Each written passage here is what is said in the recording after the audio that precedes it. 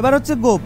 আমরা চাইলে ট্রিমারও চালাতে পারি, চাইলে কেচি দিয়েও করতে পারি, কিন্তু ট্রিমার সব জায়গায় চালানো যায় না। যখনই দাড়ি বড় থাকে না, যখনই দাড়ি বড় থাকে তখন আর গোপে ট্রিমার চালানো যায় না। দাড়ি বড় থাকলে গোপে কখনো মেশিন চালাতে নেই। মেশিন চালালে ছোট হয়ে যায় ঘাপ করে, আর একবার ছোট হয়ে গেলে সে যতই বলুক আমার গোপ বড় করে দাও, তুমি কিন্তু আর পারবে না। বোঝা গেল? নিচে যদি ভারী থাকে দাড়ি, সে ছোট করবে, প্রথমে কেচি দিয়ে করবে, অনেকক্ষণ করবে, দেখাবে না দাদা আরো ছোট করো, আরো কেচি দিয়ে ছোট করবে, দেখো, আবার আরো কেচি দিয়ে ছোট করবে, দেখো। যখন লিমিট চলে আসবে যে এবার আর কেচি দিয়ে হচ্ছে না, মেশিন দিয়ে এটা ক্লায়েন্ট কনফার্মেশন দেবে, না না আরো ছোট করো, তখন মেশিন চালাবে। এক ইউজ করলে দুই তো ধরবে না।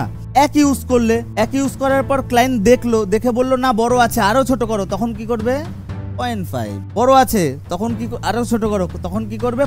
0.2, তারপরে আসবে 0। বোঝা গেল?